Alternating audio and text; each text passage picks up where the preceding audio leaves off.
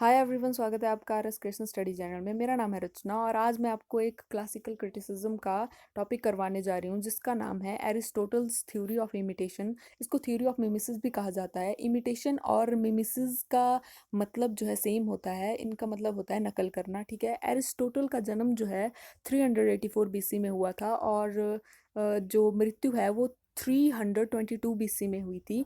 Aristotle जो है बहुत ज़्यादा एक महान फिलोसफर था। इसको जो है फादर ऑफ वेस्टर्न फिलोसफी भी कहा जाता है एरिस्टोटल को। एरिस्टोटल को बहुत सारे टॉपिक का नॉलेज था, सब्जेक्ट का नॉलेज था, जैसे साइंस के टॉपिक हो गए, जैसे आर्ट्स के टॉपिक हो गए, पोइट्री हो गया, म्यूज़िक हो गया, साइकोलॉजी हो गया। तो बहुत ज़्यादा नॉलेजेबल इंसान था एरिस्टोटल। तो प्लेटो जो था एरिस्टोटल का गुरु था। ठीक है, तो अब यहाँ पर आप आयरनी देखिए। प्लेटो का जो फेमस स्टूडेंट था, सबसे चहीता स्टूडेंट था, वो था एरिस्टोटल। लेकिन एरिस्टोटल ही पहला ऐसा थ्योरिस्ट था जिसने डिफेंड किया था पोइट्री और आर्ट्स को इन हिज राइटिंग्स, मतलब अपनी एक बुक में जिसका नाम है पोइटिक्स। जो कि उसने जो है जवाब दिया था प्लेटो ने जो थ्योरी लिखी थी इमिटेशन के ऊपर, और प्लेटो ने जो ऑब्जेक्शन किया था आर्ट और पोइट्री का। ठीक है, तो एरिस्टोटल ने उसको जो है रिप्लाई दिया था एक तरह से।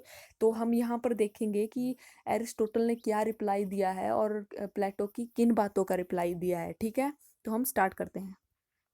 तो हम जो है एरिस्टोटल ने क्या कहा था, इससे पहले ये जानने से पहले हमें जो है ये जानना है कि प्लेटो ने क्या डेफिनेशन दी थी। ठीक है, प्लेटो ने कहा था art is imitation and twice removed from reality. ठीक है ना, कि आर्ट जो है कॉपी होता है, डुप्लीकेट होता है। ठीक है, और ये जो है ट्रू नहीं होता है, ये हमें दूर ले जाता है अपने जो रियलिटी होती है, ट्रूथ होता है, उससे दूर ले जाता है। ठीक है, तो प्लेटो ने ही पहली बार हमें ये बताया था कि आर्ट को आप जो है दो हिस्सों में डिवाइड कर सकते हैं, जो कि फर्स्ट है फाइन आर्ट्स और सेकंड है क्रिएटिव आर्ट्स। फाइन आर्ट्स में आपके म्यूजिक, पेंटिंग, पोइट्री जो एस्थेटिक प्लेजर देती हैं ह्यूमन को, वो चीज़ें आती हैं। और क्रिएटिव आर्ट्स में जैसे tool making, carpentry, cooking, making medicine, ये सारी चीज़ें जो इम्पॉर्टेंट होती है, ठीक है, लाइफ के लिए और ह्यूमन के लिए बहुत ज़्यादा हेल्पफुल होती है।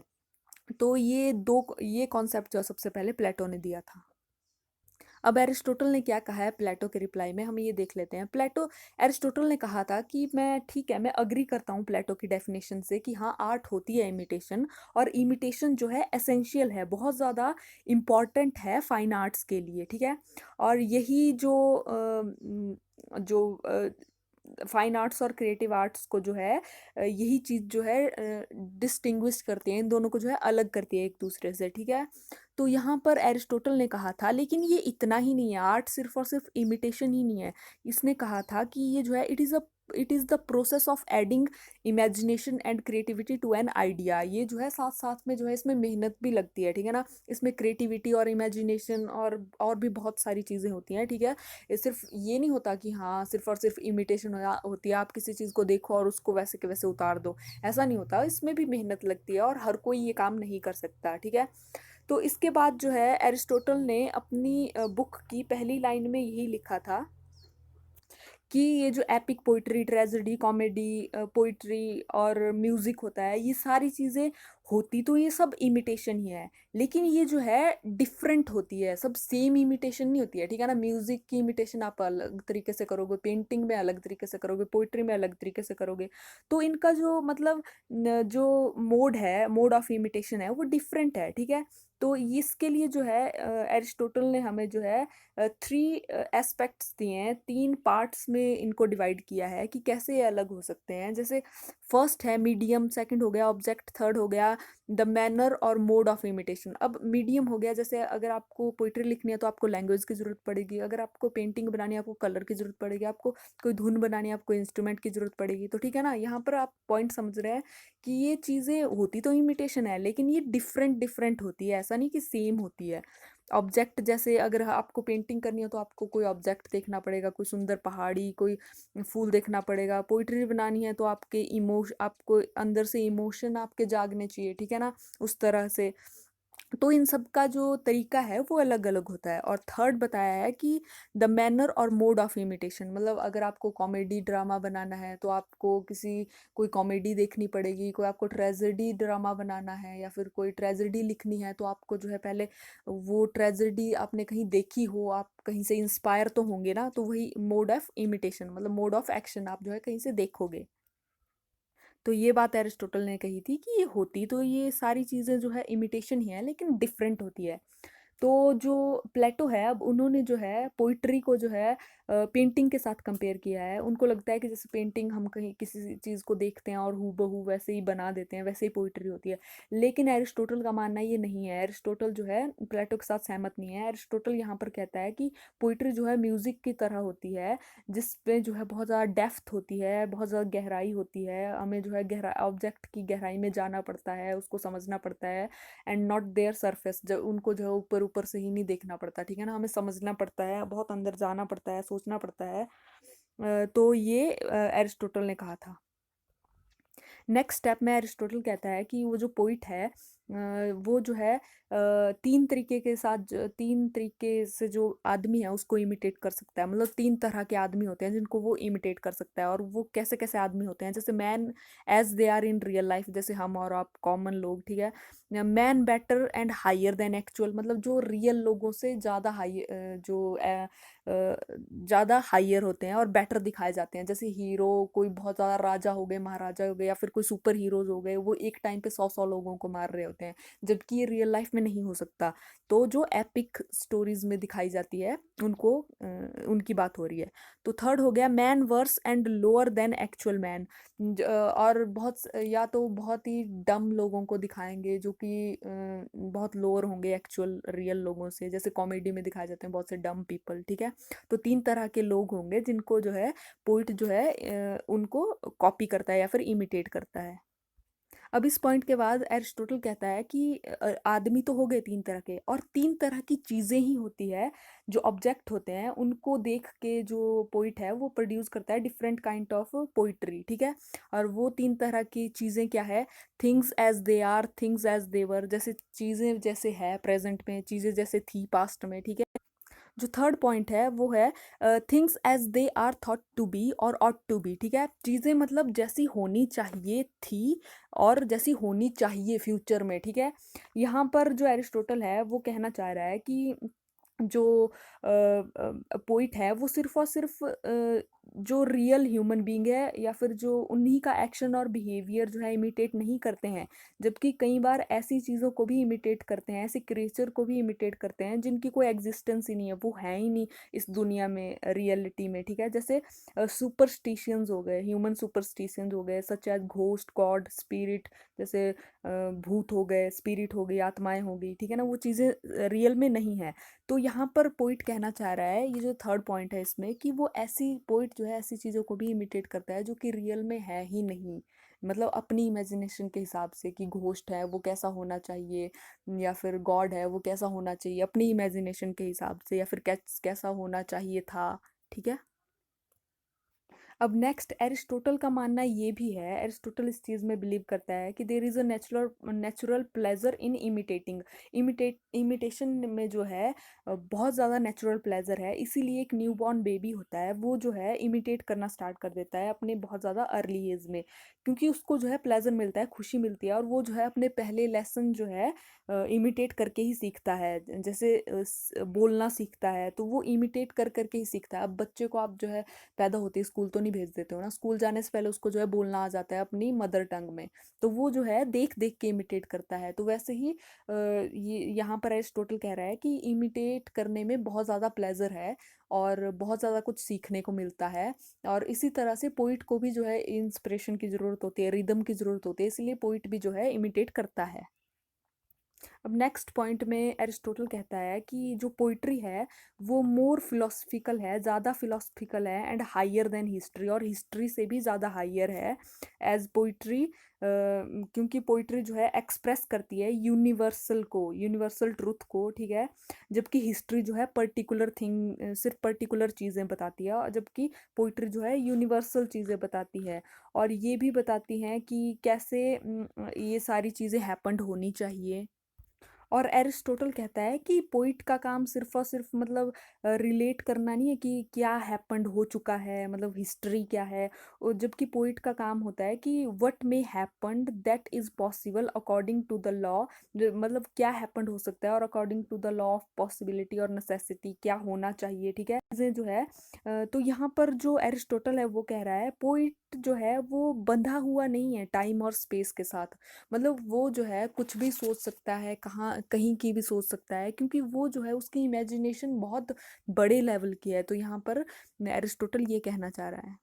नेक्स्ट पॉइंट में प्लेटो ने कहा था कि आर्ट जो है मतलब आर्ट जो है ये सारी चीज़ें नहीं सिखाता है, जैसे मॉरलिटी नहीं सिखाता है, बच्चों को जो है इंस्पायर नहीं करता है, यूथ को उनको गुण नहीं सिखाता है, तो इसीलिए जो आर्ट है और पोइट्री है वो बैड है। लेकिन यहाँ पर एरिस्टोटल एक क्वेश्चन पूछ रहा है, but is teaching the function of the art, क्या टीचिंग जो है फंक्शन है आर्ट का, और it is the aim of artist, क्या ये एम होता है आर्टिस्ट का।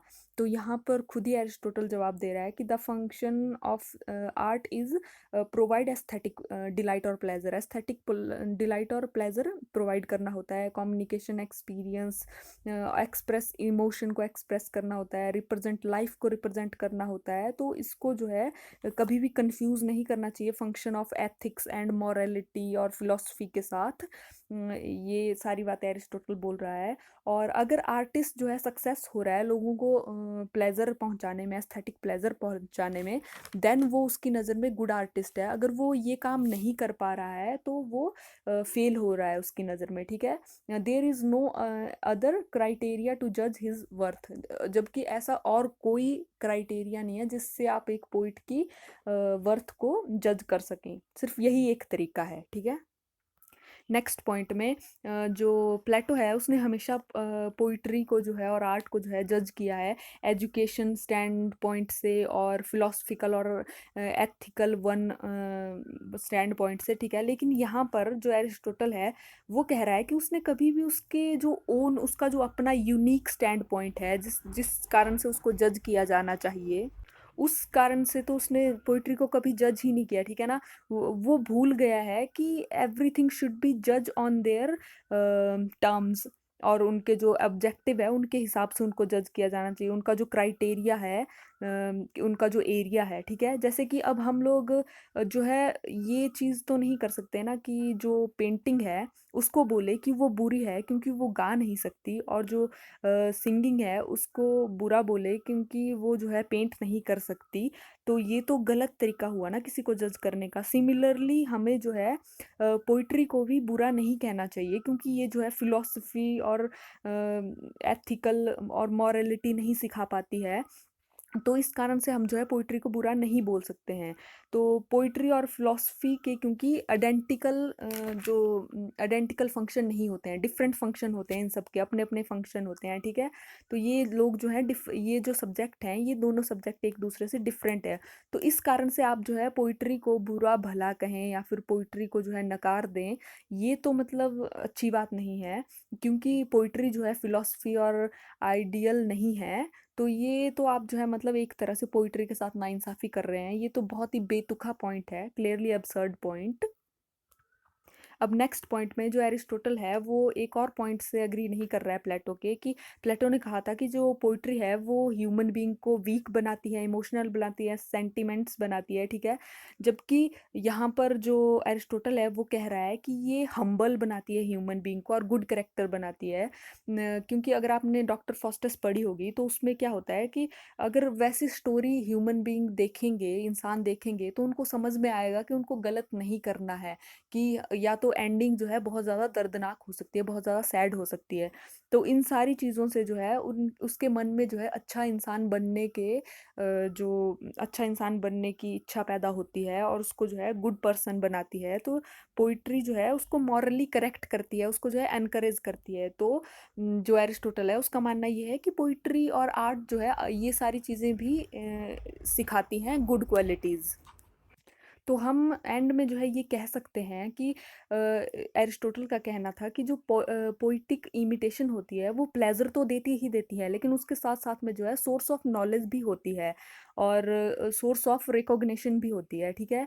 और इन दोनों में जो है, क्योंकि ये जो है अगली और अनअट्रैक्टिव चीज़ें जो होती है लाइफ की, उनको भी बहुत ज़्यादा एक्स्ट्रा ऑर्डिनरी बना देती है, डिलाइट बना देती हैं। जैसे ओल्ड मैन की डेथ हो गई, डेड बॉडी हो गई किसी की, या फिर किसी की मृत्यु हो गई, ठीक है ना। उनको भी पोइटिक शब्दों में बहुत ही डिलाइटफुल वे में पोइट जो है उनको डालता है कि हमें जो है उनको सुनने में जो है काफ़ी अच्छा लगता है। तो एरिस्टोटल एंड में कहता है कि सुजेस्ट करता है कि poetic imitation is a creative process है, और ये हमें जो है हमारी अंडरस्टैंडिंग को बढ़ाता है, जो नेचर की थिंग्स हैं, ठीक है।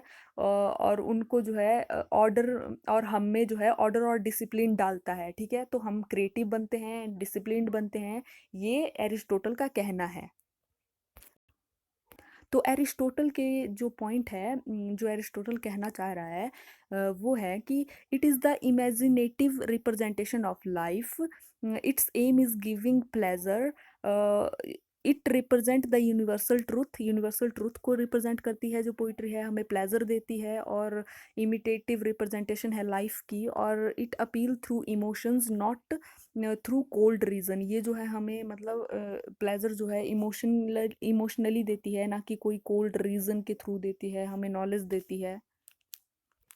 तो यहाँ पर इस टॉपिक की एंडिंग होती है। आई होप आपको जो है मेरे जो वीडियो है वो पसंद आई होगी। अगर पसंद आई होगी तो प्लीज़ मेरे चैनल को लाइक शेयर और सब्सक्राइब ज़रूर कीजिए, and thank you for watching my channel. Bye bye.